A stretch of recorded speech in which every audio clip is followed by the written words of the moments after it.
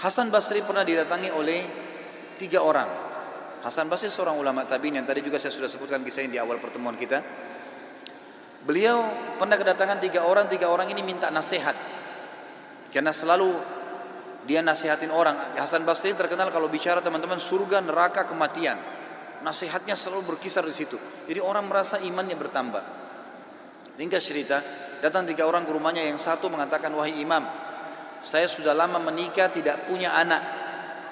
Saya sama istri saya, dibawa istrinya sama dia, udah lama berobat, sudah 10 tahun menikah nggak punya anak, dan sudah berobat sana sini sama tabib tidak sembuh-sembuh. Apa saran anda? Sudah ikhtiar. Kata Hasan Basri, perbanyak istighfar. Bukan baca ya, perbanyak istighfar. Orang ini pergi. Kemudian masuk orang kedua. Hai imam, saya sudah lama sakit.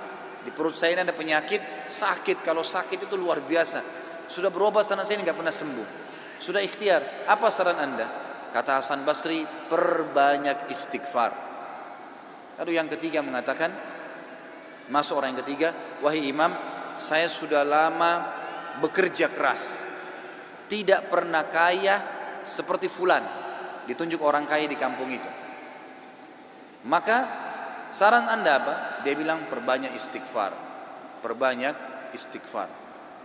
Maka pada saat itu teman-teman sekalian, waktu sudah pulang semua, istri Hasan Basri tanya, kenapa tadi 3 orang ini pulang semua? Ada beberapa athar menyebutkan murid-muridnya yang bertanya, gitu kan? Kenapa anda cuma mengatakan istighfar? Kenapa anda tidak pandu mereka? Mungkin yang satu butuh modal, yang satu butuh tabib, dokter, satu butuh obat mungkin. Kata dia, tidakkah kalian sudah dengar kalau mereka sudah ikhtiar, tinggal ada penghambatnya nih, dan penghambatnya adalah dosa-dosa mereka. Dan Allah sudah berfirman dalam surah Nuh, surah nomor 71 ayat 10 sampai 12. A'udzubillahi minasyaitonirrajim. Nabi Nuh berkata kepada kaumnya, faqultu astaghfiru rabbakum innahu kana ghaffara. Aku berkata kepada mereka, Nabi Nuh berkata kepada kaumnya, istighfarlah kalian, mohon ampunlah pada Tuhan kalian, karena dia maha pengampun. Dia suka kalau kalian tobat tuh. Ayat 10, ayat 11-nya,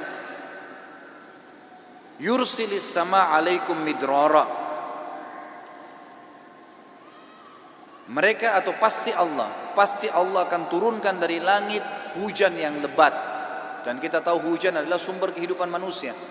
Makna letter-letternya, makna tadabburnya adalah, makna tafsirnya, dia akan turunkan dari langit rezeki-rezeki yang midrar. Midrar itu bertubi-tubi. Ayat 12-nya, wa yumditkum bi amwalin wa banin wa yaj'al lakum jannatin wa yaj'al lakum anhara.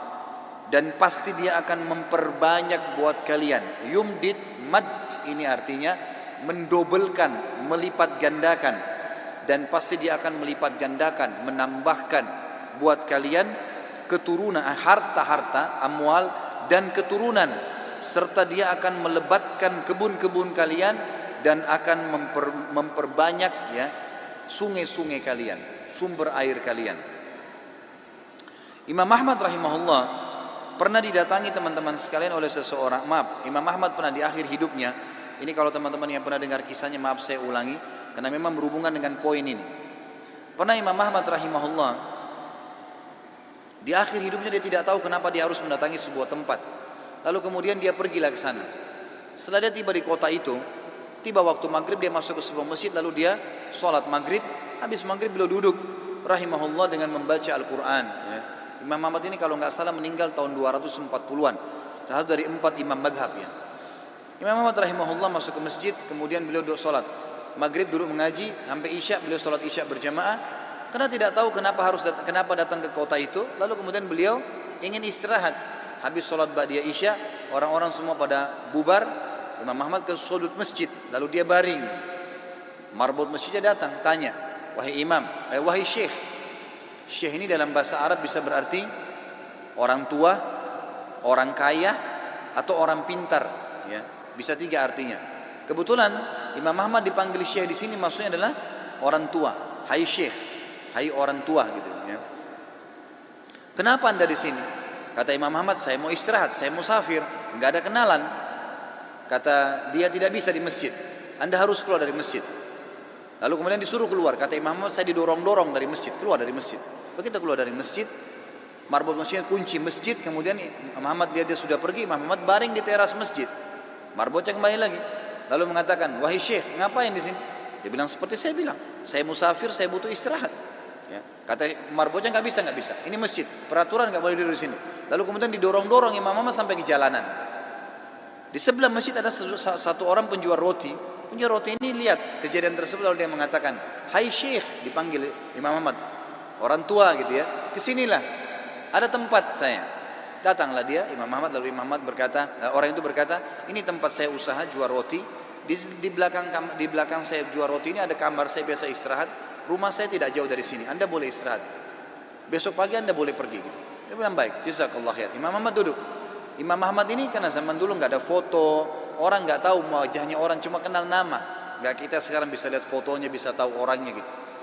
Imam Ahmad bilang ada satu kegiatan orang ini yang unik. Setiap kali orang ini pecahin telur, ambil gandum, ya, tepung, kemudian taruh garam, diaduk, selalu astaghfirullah wa atubu ilaih, astaghfirullah wa atubu ilaih, terus astaghfirullah wa atubu ilaih, terus dia mengucapkan itu. Maka yang terjadi adalah Imam Ahmad bertanya, berapa lama kau amalkan ini? Sudah berapa lama kau amalkan? Kebetulan Imam Ahmad ini di akhir hidupnya ya, sudah sangat tua. Orang ini juga seumur Imam Ahmad. Dia bilang sudah lama, dari saya masih muda. Kata Imam Ahmad, apa hasilnya istighfarmu ini? Dia bilang semua yang saya minta sama Allah dikabulkan. Apa saja. Belum pernah saya minta sama Allah nggak dikabulkan. Tinggal satu yang sudah bertahun-tahun saya minta belum Allah kasih. Kata Imam Ahmad, apa itu? Dia bilang saya minta agar dipertemukan dengan Imam Ahmad. Maka Imam Ahmad bertakbir mengatakan, Allahu Akbar.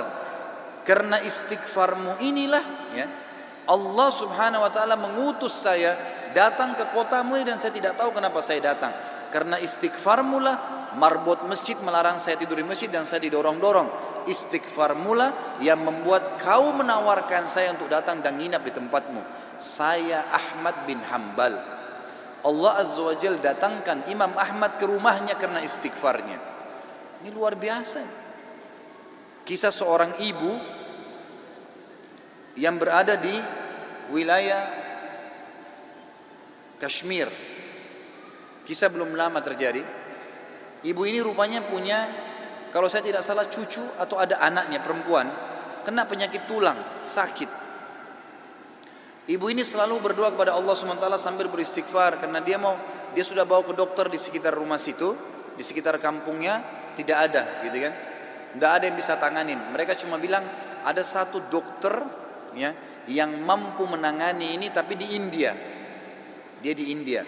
Dan dokter itu muslim, ahli spesialis tulang, cuma dia yang bisa.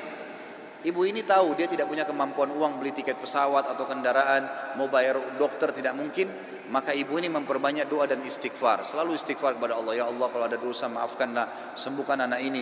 Ya Allah, pertemukan sama dokter itu, mudahkan supaya anak saya ini berobat.